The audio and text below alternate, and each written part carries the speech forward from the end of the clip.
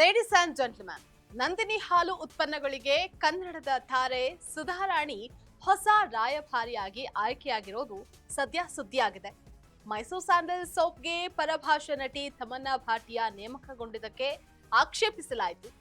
ಇದೀಗ ಸುಧಾರಾಣಿ ನೇಮಕವೂ ಕೂಡ ಕೆಎಂಎಫ್ ಮತ್ತು ಬಮೂಲ್ ನಡುವೆ ವಿವಾದಕ್ಕೆ ಕಾರಣವಾಗಿದೆ. ವೀಕ್ಷಕರೇ, ನೆಲ ಜಲ ಭಾಷೆಗಾಗಿ ಪ್ರಾಮಾಣಿಕ ಪತ್ರಿಕೋದ್ಯಮ. ನೀವು ನೋಡ್ತಾ ಇದ್ದೀರಾ ಫೋಕಸ್ ಟಿವಿ. ನಾನು ನಿಶ್ಚಿತ.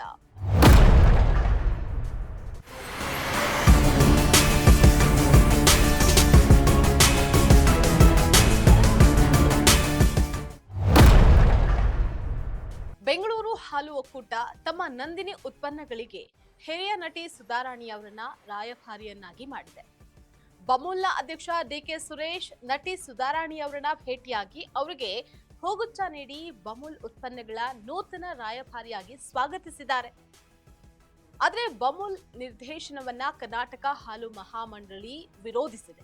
ಇದರ ಬಗ್ಗೆ ಹಿರಿಯ ನಟಿ ಸುಧಾರಾಣಿ ಸೋಷಿಯಲ್ ಮೀಡಿಯಾದಲ್ಲಿ ಸಂತಸವನ್ನ ವ್ಯಕ್ತಪಡಿಸಿದ್ದಾರೆ. ತಲೆಮಾರುಗಳಿಂದ ಪ್ರತಿಯೊಬ್ಬ ಕನ್ನಡಿಗನ ನಂಬಿಕೆಯ ಪ್ರತೀಕ ನಂದಿನಿ. ರೈತರ ಸಹಕಾರಿ ಸಂಸ್ಥೆಯಾದ ಬಮೂಲ್ ನಂದಿನಿ ಜೊತೆಗೆ ಒಡಗೂಡುವಂತಹ ಅವಕಾಶ ನನಗೆ ಅತ್ಯಂತ ಗೌರವದ ವಿಷಯ. ಡಾಕ್ಟರ್ ರಾಜ್ಕುಮಾರ್, ಶಿವರಾಜ್ ಕುಮಾರ್ ಹಾಗೆ ಪುನೀತ್ ರಾಜ್ಕುಮಾರ್ ಅವರಂತಹ ಮೇರು ವ್ಯಕ್ತಿಗಳ ಹಾದಿಯನ್ನ ಅನುಸರಿಸಿ ಬ್ರ್ಯಾಂಡ್ ಅಂಬಾಸಿಡರ್ ಆಗಿರೋದು ಕೇವಲ ಅನುಕರಣೆಯಲ್ಲ, ಧನ್ಯತೆ ಮತ್ತು ಹೆಮ್ಮೆಯ ಜವಾಬ್ದಾರಿ ಅಂತ ಬರೆದುಕೊಂಡಿದ್ದಾರೆ.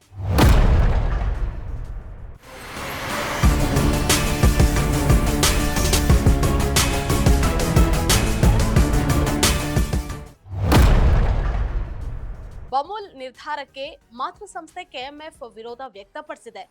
ಬಮೂಲ್ ಸಂಸ್ಥೆ ಬೈಲಾದ ವಿರುದ್ಧವಾಗಿ ರಾಯಭಾರಿಯನ್ನ ನೇಮಕ ಮಾಡಿದೆ ಅಂತ ಆರೋಪ ಮಾಡಿದೆ. ಈ ನೇಮಕ ನಿಯಮ ಬಾಹಿರವಾಗಿದ್ದು ಸ್ಪಷ್ಟನೆ ನೀಡುವಂತೆ ಕೆಎಂಎಫ್ ಕೇಳಿದೆ. ಬಮೂಲ್ ಸ್ವತಂತ್ರವಾಗಿ ಸುಧಾರಾಣಿಯವರನ್ನ ನೇಮಕ ಮಾಡಿರೋದು ವಿವಾದಕ್ಕೆ ಕಾರಣವಾಗಿದೆ. ಇದಾಗಿತ್ತು ಇವತ್ತಿನ ಫೋಕಸ್ ಸ್ಪೆಷಲ್ ಸ್ಟೋರಿ. ನೆಲ ಜಲ ಭಾಷೆಗಾಗಿ ನೋಡ್ತಾರೆ ಫೋಕಸ್ ಟಿವಿ.